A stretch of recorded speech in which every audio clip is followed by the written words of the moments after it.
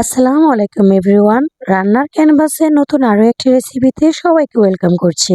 আর আজকের রেসিপি শীতের স্পেশাল খুবই অসম্ভব মজাদার দুধ চিতই পিঠার রেসিপি। আর এই পিঠাটি আমি খুব সহজে তৈরি করে নিয়েছি। পিঠা তৈরি থেকে একদম দুধে ভিজানো A to Z রেসিপি আজকে আমি আপনাদের সাথে শেয়ার করব। পিঠা তৈরি করার জন্য এখানে আমি নিয়ে নিয়েছি আতপ চাল। তো এখানে আমি 500 গ্রাম আতপ চাল নিয়ে নিয়েছি। আর এখানে দিয়ে দিয়েছি আমি সাথে ভাতের চাল। আর ভাতের চালটা এখানে আমি দিয়েছি 100 গ্রামের মতো।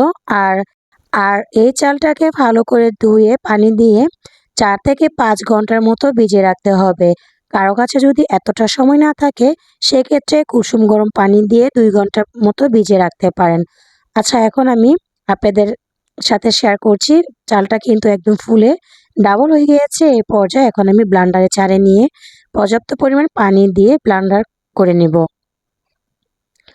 আর এখানে চালটা কিন্তু প্রথম অবস্থায় পানিটা একটু কম দিতে হবে, মানে অতিরিক্ত পাতলা করে ব্লান্ডার করা যাবে না। এই পর্যায়ে আমি এখন এই গুঁড়াটা একটা পাত্রে নিয়ে নিয়েছি।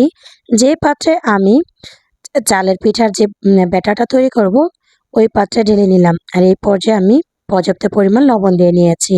আর এখানে দিয়ে দিচ্ছি গোলাটা তৈরি করার জন্য কুসুম গরম পানি। আর পানিটা এই পর্যায়ে দিতে হবে যে পর্যায়ে আপনার আঙ্গুলের সহ্য ক্ষমতা থাকে। অতিরিক্ত গরম দিলে কিন্তু চালটা সিদ্ধ হয়ে যাবে আর পিঠাগুলো কিন্তু ভালো লাগবে না। তো এই দেখেন ব্যাটারটা আমার এখানে একদমই রেডি হয়ে গিয়েছে।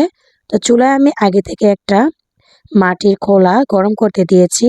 অবশ্যই খোলাটা গরম করে নেবেন আগে। আর সেই সাথে খোলার সাথে যে ঢাকনাটা ইউজ করবেন সেটাও কিন্তু পর্যাপ্ত পরিমাণ গরম হতে হবে। প্রথমে খোলাটা গরম করে সেই খোলার মধ্যে যেই একটা কাপড় নিয়ে নেবেন আর কাপড় দিয়ে ভালো করে মুছে নিতে হবে। সামান্য একটু তেল ব্রাশ করে নেবেন। এতে করে পিঠাগুলি যতবারই দিবেন ততবার কিন্তু সুন্দর মতো উঠে আসবে। দেখেন আমার পিঠাটা মাশাআল্লাহ কত সুন্দর হয়েছে। আর মাটির গোলায় পিঠা তৈরি করার কিন্তু স্বাদই আলাদা। চাইলে আপনারা এই পিঠাটা লোহার কড়াইতে তৈরি করতে পারেন।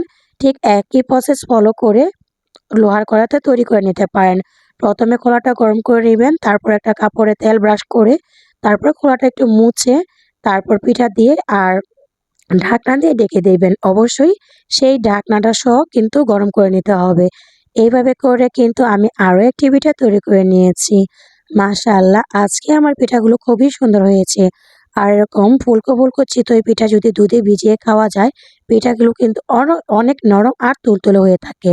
এইভাবে করে আমি সবগুলো পিঠা তৈরি করে নিয়েছি। এখন আমি দুধের শিরাটা তৈরি করে নেব। এখানে আমি দুধ নিয়ে নিয়েছি 3 কেজির পরিমাণ। আর আপনাদের পরিমাণ অনুযায়ী দুধ নিয়ে নেবেন। আর দুধগুলো আমি একটা পাত্রে ঢেলে নিয়েছি আর এই পর্যায়ে চুলা জাল করতে বসিয়ে দিয়েছি। আর এই পিঠাগুলো কিন্তু একটু ঘন দুধে ভালো করে জাল করে নিলে খেতে বেশি মজা হয়। এজন্য আমি দুধটা জাল করে অনেকখানি শুকিয়ে নিয়েছি। প্রায় আধা কেজির মতো আমি দুধটা শুকিয়ে নিয়েছি। এই পর্যায়ে ঘ্রাণের জন্য দিয়ে দিয়েছি গরম মশলা, তেজপাতা, দারচিনি, এলাচ, তবে পরিমাণে খুবই কম দিতে হবে। আর এখন আমি আগে থেকেই একটা চুলায় খেজুরের গুড়টাকে গলিয়ে তারপর ঠান্ডা করে নিয়েছিলাম।